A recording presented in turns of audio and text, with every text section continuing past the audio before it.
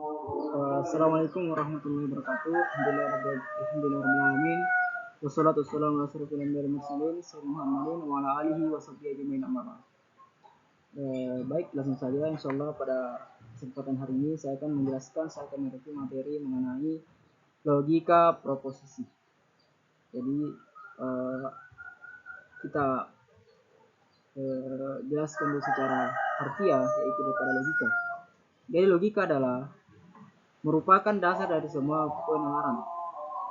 Jadi segala aspek penalaran itu menggunakan logika, dan itu merupakan inti daripada penalaran.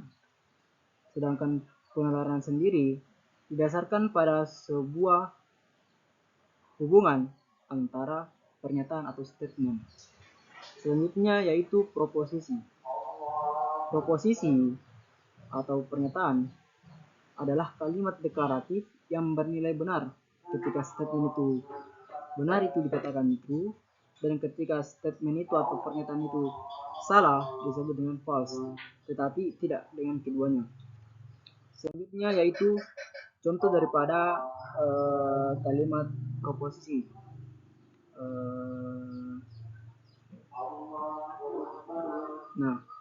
Gajah lebih besar daripada tikus. Ini merupakan bentuk daripada kalimat proposisi, sebuah pernyataan. Apakah ini sebuah pernyataan? Ya, tentu, karena sudah jelas ini adalah pernyataan. Apakah ini sebuah proposisi? Ya, betul. Apakah nilai kebenaran dari proposisi ini?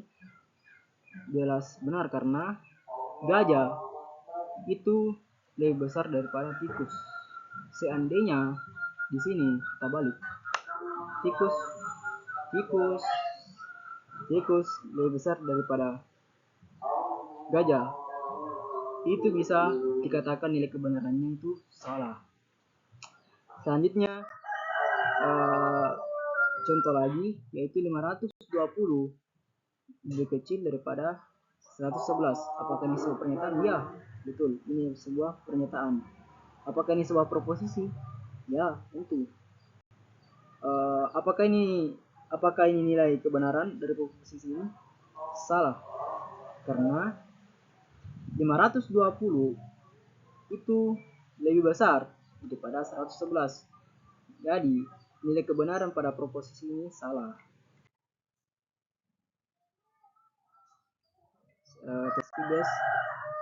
Sekarang tahun 2003 dan 99 lebih 5. Apakah ini sebuah pernyataan? Ya. Apakah ini sebuah proposisi? Tentu, ini adalah sebuah proposisi. Apakah nilai kebenaran dari proposisi ini? Ini salah, karena 99 lebih kecil daripada 5 itu suatu bukan sebuah kebenaran. Jadi bisa dikatakan ini adalah proposisi dengan aspek yang salah. Tolong untuk tidak tidur selama kuliah. Ini merupakan kalimat bukan kalimat pernyataan, tetapi kalimat yang berupa pengharapan. Pengharapan ini merupakan kalimat pengharapan, jadi tidak masuk dalam aspek proposisi atau pernyataan. Kita lihat apakah ini sebuah pernyataan? Tidak. Ini adalah semua permintaan, bisa dikatakan juga permintaan. Apakah ini sebuah proposisi? Tidak. Ini bukan sebuah proposisi, karena ini bukan sebuah pernyataan tetapi permintaan. Hanya pernyataan yang bisa menjadi proposisi. Ini adalah poin pentingnya, guys. Pernyataanlah yang bisa menjadi proposisi. Selanjutnya, contoh 1. Semua pernyataan di bawah ini adalah proposisi. Jadi semua yang ada di sini itu adalah proposisi dari 13 adalah bilangan ganjil. Soekarno adalah alumnus UGM. 1 tambah 1 sama dengan 2, dan seterusnya. Ini merupakan contoh kecil daripada sebuah pernyataan. Masih banyak pernyataan lain, cuma yang dimuat di sini hanya 8 saja. Contoh kedua, semua pernyataan di bawah ini bukan proposisi. Misalnya, jam berapa kereta api Argo Bromo tiba di Gambir? Ini tidak dikatakan proposisi karena ada kalimat tanya. Jadi ini merupakan kalimat bentuk kalimat pertanyaan, bukan pernyataan. Jadi sudah dikatakan bukan proposisi. Isilah gelas tersebut dengan air. Ini bukan proposisi karena ini merupakan kalimat perintah. Selanjutnya X tambah Tia ini sudah salah, ini bukan benar. Kesimpulannya, proposisi adalah kalimat berita yang tentunya juga berupa pernyataan. Proposisi dilambangkan dengan huruf kecil P, I, dan R. Misal, P adalah 13 adalah bilangan ganjil, dan Q, Soekarno adalah alumnus UGM, dan R, 2 tambah 2 sama dengan 4. Selanjutnya, kalimat-kalimat yang tidak termasuk daripada pernyataan adalah kalimat perintah seperti yang saya jelaskan tadi. Kalimat perintah, kalimat pernyataan, kalimat keheranan, misalnya kenapa bisa? Itu merupakan buat contoh kalimat keheranan. Kalimat harapan, saya harap saya bisa lebih baik lagi, ini merupakan contoh daripada kalimat harapan. Kalimat yang setelah kata ada walaupunnya, ini juga tidak termasuk daripada pernyataan. Selanjutnya, mengkombinasikan proposisi. Misalkan proposisi P dan Q adalah proposisi. Konjungsi P dan Q, notasi P konjungsi, dan disjungsi, ada ingkaran atau negation. Dari P tidak P notasi. P dan Q disebut proposisi atomik. Kombinasi P dengan Q menghasilkan majemuk atau compound proposition. Dan kita lanjut. Nah, ini penjelasan lebih rincinya. Jadi konjungsi merupakan pernyataan gabungan dari dua pernyataan dengan kata penghubung dan.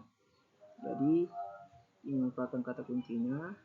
Kalau konjungsi itu ada kalimat penghubungnya atau kalimat dannya. Untuk menentukan tabel kebenaran konjungsi, kita dapat menganalogikan dengan sebuah rangkaian listrik seri. Jadi bentuk tabel kebenaran daripada konjungsi P, true, false, Q, T, false, P, konjungsi Q, T, false. Ini merupakan bentuk daripada tabel kebenaran konjungsi. Selanjutnya ada disjungsi. Disjungsi merupakan pernyataan gabungan dari dua pernyataan dengan kata penghubung atau sama berbeda dengan konjungsi. Disjungsi menggunakan kata penghubung atau. Notasinya P tambah Q. Untuk menentukan tabel kebenaran disjungsi, kita dapat menganalogikannya dengan sebuah rangkaian listrik paralel, jadi saling terhubung. Selanjutnya, negasi. Negasi merupakan pernyataan yang meniadakan pernyataan yang sudah ada. Dapat dibentuk dengan menulis adalah, salah, bahwa, atau dengan menyisipkan kata tidak dalam sebuah pernyataan. Jadi setiap pernyataan yang terselipkan kata tidak, ini bisa dikatakan negasi atau ada daripada kata di atas ini, kata yang saya garis bawahi. Kalau ada misalnya kalimat yang menghimpun daripada adalah, salah, atau bahwa, itu bisa dikatakan sebuah negasi. Selanjutnya adalah tabel kebenaran. Seperti yang saya jelaskan tadi, jadi semua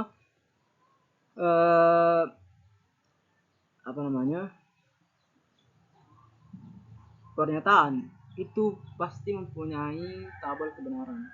Jadi tabel kebenaran adalah nilai kebenaran dari pernyataan gabungan yang ditentukan oleh nilai kebenaran dari pernyataan atomiknya dan cara mereka dihubungkan oleh operator logika. Cara yang praktis untuk menentukan nilai kebenaran pernyataan gabungan adalah menggunakan tabel kebenaran, truth table. Tabel kebenaran menampilkan hubungan antara nilai kebenaran dan pernyataan. Selanjutnya, nah ini merupakan bentuk daripada tabel kebenaran. Tabel kebenaran konjungsi, disjungsi, dan dan seterusnya.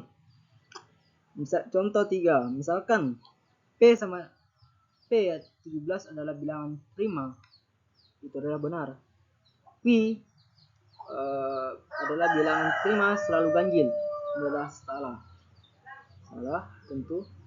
Dan P dengan 17 adalah bilangan prima dan salah. Selanjutnya contoh 4, diketahui proposisi berikut. Misalnya P hari ini hujan, Q murid-murid diliburkan dari sekolah. P hari ini